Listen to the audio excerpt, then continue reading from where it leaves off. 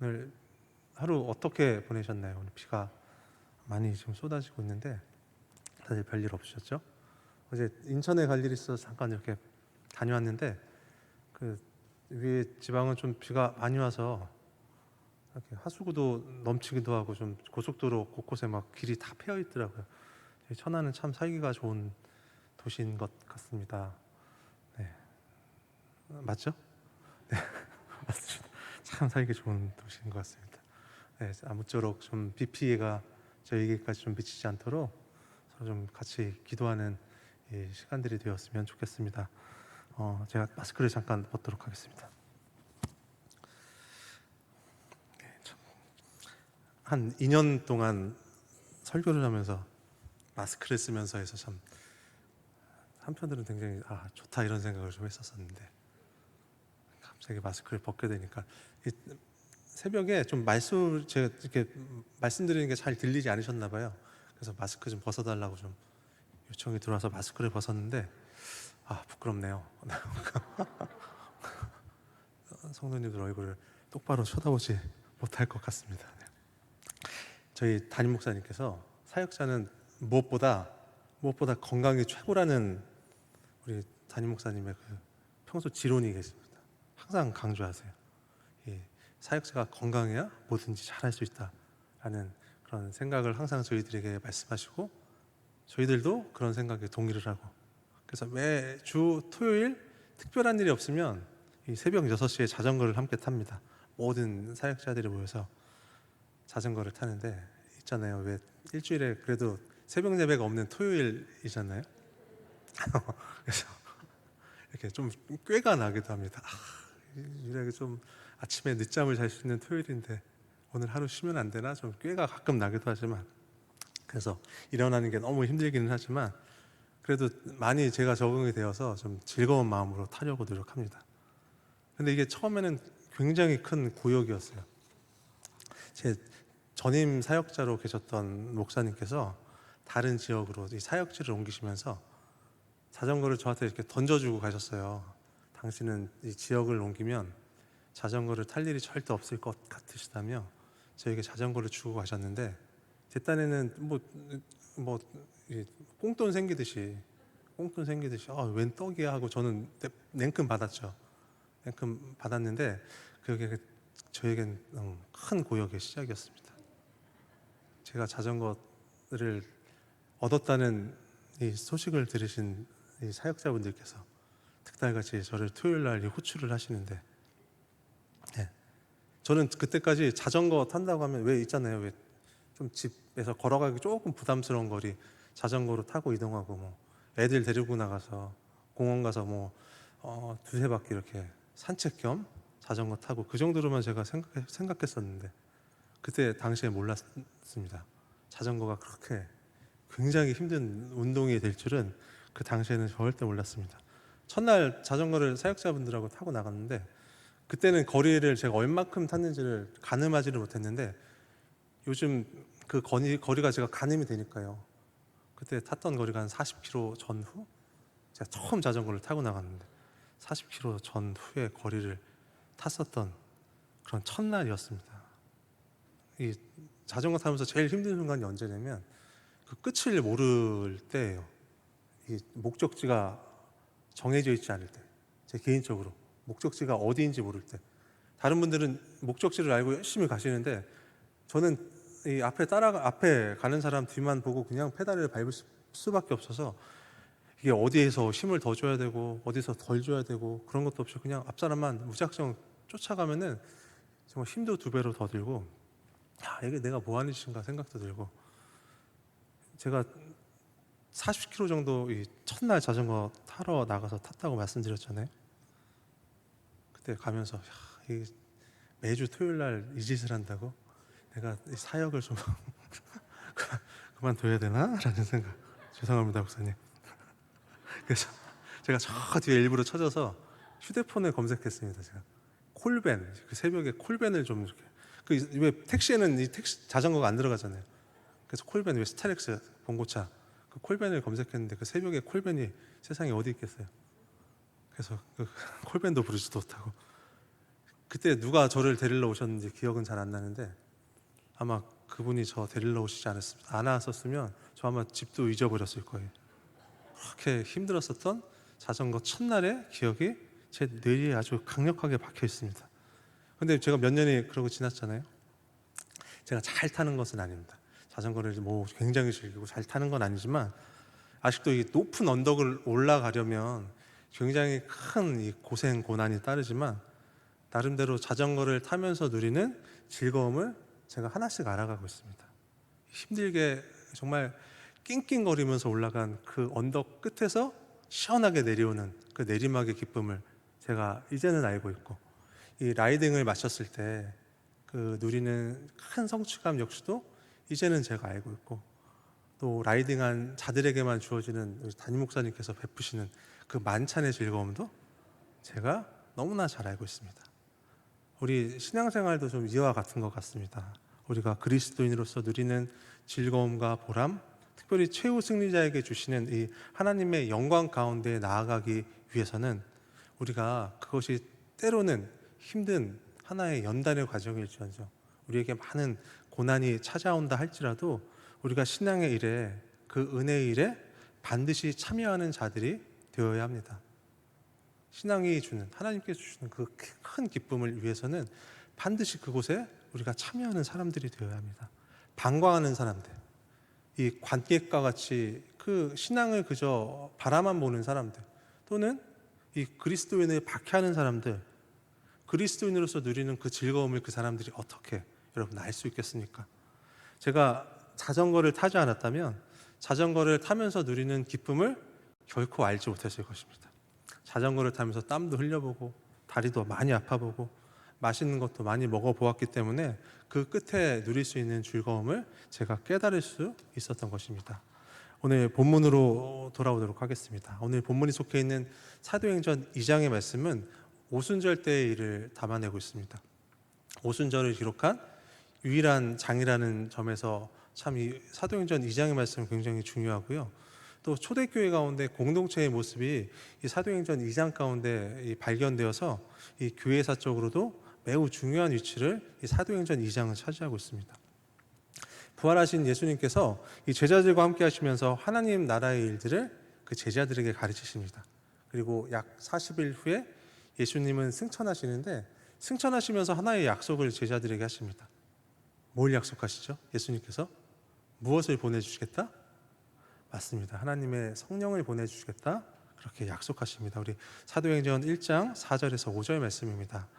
사도와 함께 모이사 그들에게 분부하여 이르시되 예루살렘을 떠나지 말고 내게서 들은 바 아버지께서 약속하신 것을 기다리라. 요한은 물로 세례를 베풀었으나 너희는 몇 날이 못되어 성령으로 세례를 받으리라 하셨느니라. 읽고 오순절 날이었습니다. 이 마가의 다락방이라 알려진 곳에 약 120명의 신실한 자들이 모이게 되었고, 그들은 그곳에서 예수님의 말씀과 함께 성령 충만함을 사모하게 되었고, 끝내 성령 충만함을 입은 자들이 되었습니다. 그때 하나의 커다란 증거가 그들 가운데 나타납니다. 다들 잘 알고 계시죠? 각기 다른 언어로 말을 하기 시작하는 것이었습니다. 이렇게 다른 언어로 그 많은 사람들이 이야기를 시작했을 때 그곳에 함께 있었던 많은 유대인들이 이제 당황을 하기 시작합니다. 왜냐하면 그 사람들이, 이 120명의 사람들이 사용하는 언어가 각 지역에서 모인 모든 유대인들이 다 알아들을 수 있을 만큼 각기 다른 언어들이었기 때문입니다. 사도행전 2장 4절과 우리 12절에서 13절 말씀입니다. 그들이 다 성령의 충만함을 받고 성령이 말하게 하심을 따라 다른 언어들로 말하기를 시작하니라. 12절부터입니다. 다 놀라며 당황하여 서로 이르되 이 어찌 된 일이냐 하며, 또 어떤 이들은 조롱하여 이르되 그들이 새 술에 취하였다 하더라. 이게 무슨 일이야? 사람들 사이에서 이제 웅성웅성거리는 일이 생겼죠. 이게 무슨 일이야? 또 수근수근 쟤네 술 취했나 봐 라는 소리까지 들려옵니다. 많은 사람들에게 그렇게 이 당황스럽게 여겨질 만큼 성령 충만함의 일은 그들에게 너무나 처음 겪는 일이었고 놀라운 일이었던 것입니다. 여러분 그렇겠죠? 당시의 상황을 생각해 본다면, 제가 어제까지 한국말로 앞에서 막 설교를 전했는데 오늘 갑자기 이곳에 서서 막 아프리카 알아듣지도 못하는 말로 제가 말씀을 전하면 여러분들 얼마나 당황하시겠어요. 야, 쟤 술 취했나 보다, 쟤 미쳤나 보다, 아마 분명히 그렇게 생각하실 겁니다, 여러분. 이렇듯 성령 충만함을 입은 사람들이 많은 오해를 사게 되었고, 이를 가만히 두고 볼 수 없었던 이 당시 그들의 이 120명의 리더 이 베드로가 군중들 사이에 서게 되며 오늘 본문의 말씀은 시작됩니다. 우리 14절과 15절 말씀입니다. 베드로가 열한 사도와 함께 서서 소리를 높여 이르되 유대인들과 예루살렘에 사는 모든 사람들아, 이 일을 너희로 알게 할 것이니 내 말에 귀를 기울이라. 때가 제3시니 너희 생각과 같이 이 사람들이 취한 것이 아니라. 오늘 본문은 베드로가 행한 첫 번째 설교입니다. 군중들의 많은 조소와 조롱소리 가운데 이 설교를 시작한 베드로는 성령 충만함을 입은 사람들이 이 내뱉는 언어가 결코 술 취함의 소리가 아니다, 그렇게 증거합니다. 오늘 14절 말씀해 보니까 14절에서 15절 말씀해 보니까 제3시라고 되어 있습니다. 그러니까 오전 9시라고 알려진 그 시간입니다. 아마 그들 가운데 식당에 문을 연 시간들도 분명히 아니었을 거고, 이스라엘의 문화가 아침을 즐기는 문화도 결코 아니었습니다. 상식적으로 그 아침 9시 시간에 술 취해 있을 사람은 그 가운데 결코 없었을 것입니다. 그렇다면 여러분, 이것이 무엇을 뜻하겠습니까? 무엇을 밝히겠습니까? 그들이 각기 다른 언어로 말하는 것, 술 취함 때문이 아니라 하나님의 성령이 이 땅 가운데 오셔서 그들에게 임하셨다라는 것을 보여주는 강력한 증거가 됩니다. 즉 성령의 오심으로 말미암아 예수님의 약속이 성취되었음을 그들에게, 오늘 우리에게 증거하고 있는 것입니다. 이에 베드로는 이 성경의 예언으로부터 그 의미를 이렇게 취합니다. 요엘서의 말씀을 이 베드로가 인용하고 있는 것인데, 이로써 오순절 이 땅에 이 성령의 오심이 성경의 성취로서 증거되고 있다, 이루어졌다라는 것을 이 베드로는 요엘서를 인용함으로 나타내려고 했었던 것입니다. 우리가 너무나 잘 아는 말씀입니다. 요엘 우리 2장 17절에서 18절 말씀입니다. 네, 제가 읽겠습니다. 하나님이 말씀하시기를 말세 내가 내 영을 모든 육체에 부어주리니 너희의 자녀들은 예언할 것이요 너희의 젊은이들은 환상을 보고 너희의 늙은이들은 꿈을 꾸리라. 그때 내가 내 영을 내 남종과 여종들에게 부어주리니 그들이 예언할 것이요. 요엘의 예언은 모든 사람에게 하나님의 영이 부어질 것이다 라고 이야기합니다. 구약은 항상 여러분 그렇잖아요. 특정한 때 특정한 사람에게만 성령이 부어짐을 우리는 구약 성경을 통해서 확인해 볼 수 있었습니다. 그런데 이 요엘의 이야기는 그러한 것들과는 달리 하나님의 성령에 관한 약속은 특별한 이 성별을 넘는 것이고, 특정한 계층을 넘는 것이고, 특정한 나이를 넘는 것이고, 특별한 민족을 넘어서 마침내 마지막 때의 모든 사람들에게 예외 없이 성령이 부어질 것임을 요엘서의 말씀은 그렇게 예언하고 있는 것입니다. 그러므로 모든 이들이 예언을 하고 환상을 보고 꿈을 꾸게 되는 영적인 특권, 그 한가운데 자리할 가능성을 이 요엘서의 말씀은 우리에게 보여주고 있는 것입니다. 그런데 말이에요, 여기에 너무나 중요한 조건이 하나 붙습니다. 이 요엘은 이것을 두고 이렇게 이야기합니다. 우리 요엘 2장 32절의 말씀입니다. 요엘 2장 32절의 말씀. 누구든지 여호와의 이름을 부르는 자는 구원을 얻으리니 이는 나 여호와의 말대로 시온산과 예루살렘에서 피할 자가 있을 것이며 남은 자 중에 나 여호와의 부름을 받을 자가 있을 것임이니라. 어떻습니까, 여러분? 하나의 조건이 붙는데 뭐라고 생각하십니까? 맞습니다. 누구든지 여호와의 이름을 부르는 자. 누구든지 여호와의 이름을 부르는 자. 오늘 본문의 말씀의 내용과 전혀 틀리지 않은 이야기입니다.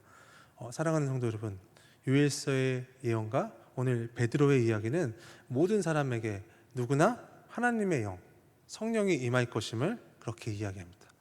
누구에게나 예외 없이 성령이 임할 것이다 라고 이야기합니다.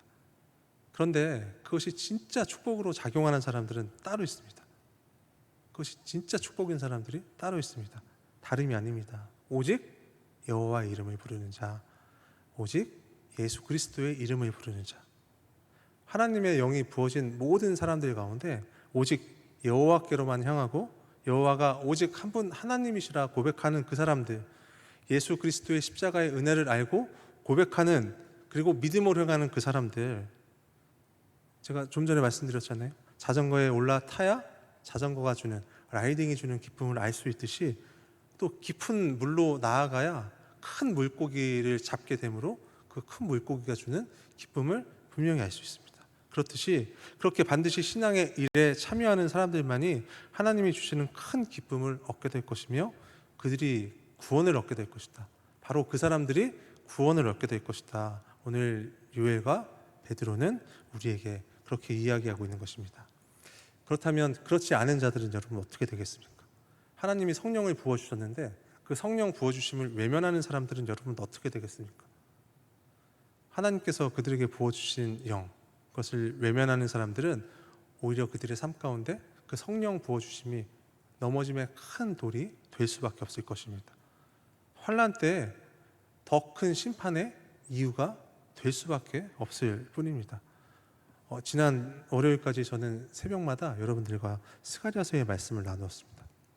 제가 매일 새벽에 여러분들에게 설교를 전하는 것이 아니다 보니까 그 시간을 좀 헤아려 보니까 14장까지 1장에서 14장까지 말씀을 전하는데 1년 6개월 정도가 여러분 걸렸더라고요.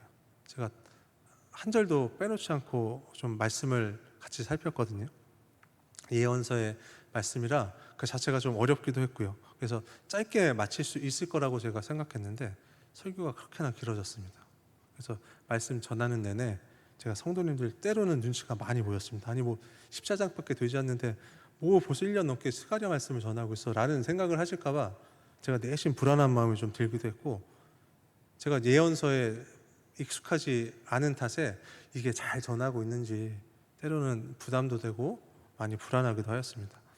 여기 새벽 예배에 나오시는 성도님들 많이 계신데 그렇다면 여러분 저와 함께 살펴본 스가랴서 말씀, 그 가운데 무엇이 여러분 기억에 남으십니까? 제가 1년 6개월 나름 열심히 전했거든요. 뭐가 기억에 남으십니까? 네, 다들 창피하셔서 대답 못하시는 줄 제가 알겠습니다, 여러분. 여러분 스가랴서는 이 바벨론 이 포로기 이 말미에 쓰여진 서신입니다. 막바지에 그렇게 쓰여진 서신입니다. 특별히 스가랴서 이 예언은 예수님의 이 땅 가운데 오심 그리고 사역하심 같은 것을 함께 예언하고 있어서 우리에게 그 의미를 더하는 서신입니다. 포로기 후기에 하나님은 그 유대인들 중에 예루살렘에 살았던 사람들 중에 일부를 그들의 고향으로 돌려보내십니다. 그리고 그들에게 사명을 주셨어요. 어떤 사명이죠? 이거는 알고 계시죠? 그들에게 맞습니다. 성전 재건의 사명을 주셨습니다. 그런데 그 사명 가운데 이 이스라엘 사람들이 온 이스라엘이 좀 충실히 나아갔으면 좀 꽤 괜찮았을 것을 그 성전 재건의 사명이 20년이나 뒤로 미뤄지는 일들이 그들 가운데 있게 되었습니다. 80년 동안 이 이스라엘 백성들이 포로 생활을 했었잖아요. 아마 그게 몸에 너무나 익숙하게 배었었던 것 같습니다. 하나님을 잘 알지 못했었던 이 이스라엘 백성들의 습관이 하나님으로부터 그 사명 가운데 멀어지게 했었던 것 같습니다. 이 하나님은 이스라엘 백성들에게 이 스가랴 선지자를 통해서 이 8가지의 환상을 보여주시며 힘을 실어주시기도 하시고 때로는 책망하시며 그들을 꾸짖기도 하시고 그렇게 어르고 달래셔서 이스라엘 백성들을 성전 재건의 사명 그 한가운데서 떠나지 못하게 하십니다. 하나님께서 이러한 뜻이 계셨는데 성전에서 예배드리고 기도하고 하나님의 택한 백성으로서 이 이스라엘 백성들의 정체성을 이 성전에서 찾게 하시고자 하시는 하나님의 그런 거룩한 뜻이 이스라엘 백성들 가운데 계셨던 것입니다. 이러한 와중에 하나님은 온 이스라엘 백성들을 향해서 다음과 같은 말씀을 들려주십니다. 우리 스가랴 12장 10절 말씀입니다. 스가랴 12장 10절 내가 다윗의 집과 예루살렘 주민과 은총과 강구하는 심령을 부어주리니 그들이 그 찌른 바 그를 바라보고 그를 위하여 애통하기를 독자를 위하여 애통하듯 하며 그를 위하여 통곡하기를 장자를 위하여 통곡하듯 하리로다. 여기서 보면 은총과 강구하는 심령이라는 것이 나옵니다. 이게 무엇이죠, 여러분? 무엇이라 느껴지십니까? 은총과 강구하는 심령, 다름 아닙니다, 여러분. 하나님은 온 이스라엘 백성들 가운데 성령을 부어주실 것임을 이 스가랴서 말씀을 통해서도 그렇게 예언하고 그들에게 들려주시고 계셨던 것입니다. 베드로의 이야기, 요엘의 이야기와 전혀 다르지 않습니다. 온 이스라엘 백성들 가운데 성령 충만함, 성령을 부어줄 것이다. 그런데 이것이 축복으로 작용하는 사람들이 이 스가랴의 이 말씀 가운데도 당연히 있습니다. 여전히 있습니다. 여러분 누구입니까? 누구입니까? 우리 스가랴 12장 10절 말씀 다시 한번 보여주시겠어요? 이것이 축복으로 작용하는 사람들은 이렇습니다. 성령을 부어주신 사람들 가운데 이제껏 그들이 외면했던 하나님을 다시 바라보는 사람들, 하나님을 외면했던 이전의 잘못들이 생각나서 마치 이 외아들을 잃은 것 같이, 큰아들을 잃은 것 같이 그렇게 슬퍼하는 사람들. 다시 말해서 여러분 어떻습니까? 오직 여호와의 이름을 다시 기억하고 부르는 사람들, 바로 그들이 진정한 신앙의 일에 참여하는 사람들, 즉 성령의 부어주심이 이 축복이 되는 이 구원에 이르는 사람들임을 이 스가랴서는 이 12장 10절 말씀을 통해 그렇게 밝히고 있는 것입니다. 그런데 이 스가랴서는 여기서 한 걸음 더 나아갑니다. 한 걸음 더 나아가서 이런 예언도 함께 저희 모두에게 들려줍니다. 그래서 저희 모두를 때로는 두렵게 합니다. 우리 스가랴 13장 8절 말씀입니다. 스가랴 13장 8절 말씀, 이것도 제가 한번 읽겠습니다. 여호와가 말하노라, 이 온 땅에서 3분의 2는 멸망하고 3분의 1은 거기 남으리니. 오늘 말씀의 주제와 아주 밀접하게 관련이 있습니다. 성령을 부어주심이 누구에게나 동일한 하나님의 강력한 은혜입니다. 그것은 분명합니다. 그런데 스가랴서의 예언은 그 은혜를 깨달아 아는 사람들, 즉 하나님의 백성이라 칭함을 받을 이들은 온 땅 가운데 오직 3분의 1에만 해당될 것임을 우리에게 이야기하고 있습니다. 셋 중 둘은 구원받지 못할 것이다. 지금 이 스가랴서가 저희에게 이야기하고 있는 것입니다. 이 성경의 말씀입니다. 옆으로 한번 돌아보시기 바랍니다. 옆에 사랑하는 성도님들의 얼굴을 한번 바라봐 주시기 바랍니다. 저희 모두가 하나님의 거룩한 사명 가운데 나아가지 못한다면, 하나님의 뜻 가운데 저희가 서 있지 못한다면 이곳에 있는 인원 중 오직 3분의 1밖에 구원받지 못할 것이다. 오늘 스가랴서는 저희 모두에게 그렇게 이야기합니다. 사랑하는 귀한 성도 여러분, 지금 어디에 계십니까? 무엇을 의지하고 계십니까? 삶의 즐거움을 어떤 것에서 가장 많이 찾고 계십니까? 삶의 의미 가운데 가장 중요한 것이 여러분 무엇입니까? 간절히 이 시간 바라기는 성령 부어주심에 그 삶으로 반응하시는 여러분들 되시기를 간절히 소망합니다. 성령 부어주심에 감사하시는 여러분들 되시기를, 오직 주의 이름을 부르시며 나아가시는 귀한 성도님들 되시기를 이 시간 간절히 부탁드립니다. 이 약하고 이 게으른 시절에 오직 주의 교훈으로 살아가시며, 특별히 여러분들 사랑하는 자녀들의 시간 좀 기억해 주시기 바랍니다. 그 자녀들을 오직 주의 교훈으로 양육하시는, 그렇게 성령 충만함에 한가운데 계시는 귀한 성도님들 되시기를 이 시간 간절히 부탁드립니다. 아직 늦지 않았습니다. 저희는 아직 늦지 않았습니다. 우리 마태복음에 보면 이 두 아들의 이야기가 나옵니다. 어느 날 아버지가 큰아들에게 포도원에 가서 일을 하라라는 부탁을 합니다. 가서 일을 좀 해라. 포도원에 가서 일할 것이 남아있으니 좀 가서 일을 해라. 큰아들은 당연하다는 듯이 아버지 제가 가겠습니다. 제가 아버지를 도와드리겠습니다. 라고 이야기를 했습니다. 그런데 저희들이 아는 바 그 큰아들의 이 초유의 모습이 여러분 어떠합니까? 겉으로는 순종하는 척했지만 포도원에 가지 않으므로 불순종하는 아들이 되었습니다. 눈 가리고 아웅이었던 것이죠. 그러자 이때 이 아버지는 이 둘째 아들에게 똑같은 부탁을 합니다. 그러자 이 둘째 아들이 어떻게 반응합니까? 여러분들이 아시는 바 싫습니다. 저는 그곳에 갈 수 없습니다. 라고 그렇게 이야기합니다. 그런데 최후의 이 작은 아들의 모습은 여러분 어떠하였습니까? 끝내 아버지 말에 순종하는 모습을 보입니다. 그렇죠? 기억하시죠, 여러분? 끝내 아버지의 뜻에 순종함으로 그렇게 아버지의 축복을 얻는 그런 아들이 되었습니다. 아버지에게 반응하는 아들, 하나님께 반응하는 우리들의 모습, 그런 모습이 저희들의 모습이 되어야 하지 않겠습니까? 사랑하는 성도 여러분, 우리 모습을 좀 돌아보는 시간들이 되었으면 좋겠습니다. 아버지와의 약속을 저버린 큰아들의 모습, 성령 충만하지 않은 모습이 혹시 우리들의 모습은 아닌지 이 시간 저희들의 모습을 좀 돌아보는 시간이 되었으면 좋겠습니다. 성령을 하나님께서는 부어주시는데 그 부어주심에 아무런 반응도 없고 감사도 없고 감격도 없고 그것이 너무나 당연하다는 듯 그렇게 스쳐 지나가듯 흘려버리는 우리들의 모습은 아닌지 이 시간 한 번쯤 생각해보는 시간들이 되었으면 좋겠습니다. 오늘 둘째 아들의 모습이 또 하나의 교훈이 되셨으면 좋겠습니다. 이 둘째 아들의 뉘우침과 같이 우리 스스로가 매우 연약한 자들임을 고백하며 오직 하나님이 아니시면, 오직 예수 그리스도가 아니시면 살아갈 수 없는 우리 모두임을 다시 한번 기억하고 고백하시는 여러분들 되시기를 간절히 부탁드립니다. 그러므로 하나님께서 주시는 힘과 능력 따라 그 은혜대로 힘써 살아가는 성령 충만한 자들의 마땅한 모습, 그 모습이 우리 것이 되기를 시간 간절히 부탁드립니다. 오늘 본문이 속한 사도행전 2장의 후반부는 이 성령 충만함을 받은 성도들의 삶을 보여주고 있습니다. 그렇다면 성령 충만함을 입은 남아있는 자, 남겨질 이 3분의 1의 삶이 구체적으로 어떠한 삶이 되어야 하는지 우리에게 교훈합니다. 우리 사도행전 2장 42절에서 47절까지의 말씀입니다. 조금 긴데요, 제가 한번 읽어보겠습니다.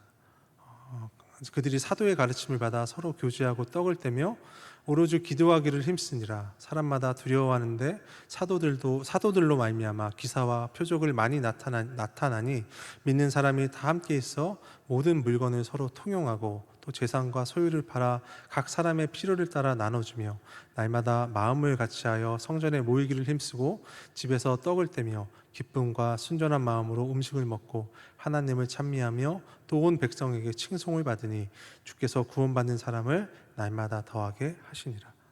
성령 충만하여 삶 가운데 기쁨을 얻는 그런 사람들의 구체적인 삶의 모습입니다. 끝내 구원받을, 끝내 남겨질 사람들의 모습인 것입니다. 그렇다면 여러분, 그 모습이 어떠합니까? 먼저 교회와 사도들의 가르침을 기쁨으로 그들이 받습니다. 그들이 그 말씀을 기쁨으로 받음으로 그 교훈을 마음 가운데 깊이 새김으로 교회 안에 놀라운 일들, 온갖 기사와 표적이 가득히 일어납니다. 그리고 그 가르침 따라 사랑의 교제를 이룹니다. 온 성도가 기도에 힘을 쏟습니다. 각자 소유를 교회와 성도를 위해 아끼지 않습니다. 이 때문에 하나님을 찬미하는 일들이 그 교회 가운데 늘어납니다. 특별히 이 모두를 통해 이 백성들에게 칭찬받는 일들, 그리스도인은 다르구나, 예수 믿는 사람들은 다르구나 라는 그러한 칭찬들이 늘어납니다. 이를 통해 어떻습니까? 날마다 구원에 이르는 사람들이 더해져만 갑니다. 이 가운데 몇 가지가 저희들의 모습입니까? 이 중 몇 가지가 우리들의 모습입니까? 사랑하는 성도 여러분, 오늘 하나님은 여전한 눈과 마음으로 우리를 바라보시고 또한 우리를 그렇게 생각하십니다. 간절히 바라기는 하나님의 은혜를 알며 그 가운데 살아가는 이 하나님의 은혜 입은 자들답게 오늘 하나님이 우리 모두에게 원하시는 대로 오직 주의 이름을 부르는 우리 모두가 되었으면 좋겠습니다. 주의 구원하심에 따라 합당히 살아가는 저희 모두의 그런 삶의 모습이 되었으면 좋겠습니다. 하나님께로 나아가는 자들에게만 주시는 그 은혜의 일을 아끼지 마시기 바랍니다. 우리가 하나님께 나아가는데 무엇을 우리가 아끼겠습니까? 우리의 때로는 부족함을 인정하고 고백하며 하나님을 더욱 그 가운데 의지하시기를 부탁드립니다. 예수 그리스도의 그 희생의 은혜가 다름 아닌 우리 한 사람 한 사람을 향하신 놀라운 계획과 은혜이심을 기억하시며 그 가운데 감사하시기 바랍니다. 특별히 여러분들의 삶을 통해서 죄악 많은 세상 가운데 그리스도의 향기를 더욱더 드러내시기를 바랍니다. 그렇게 결단함으로 하나님께 나아간 저희 모두를 하나님께서는 기억하시고 더욱 새롭게 해주실 것입니다. 끝내 구원의 그 은혜 가운데 남겨진 자 3분의 1이 저희 모두가 되게 하실 것입니다. 마지막으로 우리 스가랴서 말씀 한 구절 살펴보고 말씀 마치도록 하겠습니다. 우리 스가랴 13장 9절 말씀인데 같이 한번 좀 읽어봤으면 좋겠습니다. 읽겠습니다. 내가 그 3분의 1을 불 가운데 던져 은같이 연단하며 금같이 시험할 것이라. 그들이 내 이름을 부르리니 내가 들을 것이며 나는 말하기를 이는 내 백성이라 할 것이요 그들은 말하기를 여호와는 내 하나님이시라 하리라. 은혜일에 참여하는 자들에게만 부어주시는 하나님의 놀라운 은혜입니다. 마지막 때 남겨진 우리 모두를 보시며 넌 나의 백성이야, 난 너의 하나님이야, 친히 그 음성을 우리 모두에게 들려주실 것입니다. 이 놀라운 은혜 가운데 나아가시는 귀한 성도님들 되시기를 간절히 소망합니다. 기도하겠습니다. 사랑의 주님, 이 말씀 가운데 함께하여 주시고 특별히 깨닫는 은혜로 함께하시니 참으로 감사합니다. 날마다 저희 모두를 사랑하시고 또한 말씀하시는 주님, 이 저녁 동일한 은혜로 함께하여 주시옵소서. 근데 하나님의 부르심과 원하심 따라 살아갈 수 있도록 인도하여 주셔서 그 특별한 자들에게만 허락하시는 크고 넘치는 은혜가 저희 모두의 것이 될 수 있도록 주님, 저희 모두와 함께하여 주시옵소서.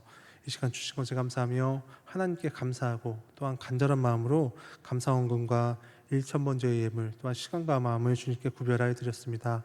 모든 예물 가운데 함께하여 주옵소서. 그러므로 주님의 놀라운 은혜가 사랑하는 성도님들의 삶과 가정과 사업과 자녀들 가운데 넉넉히 흘러넘치도록 인도하여 주옵소서. 그렇게 하실 주님께 감사드리며 모든 말씀 저희들의 참 주인 되시는 예수 그리스도 이름으로 기도하였습니다. 우리 주기도문으로 예배 마치겠습니다.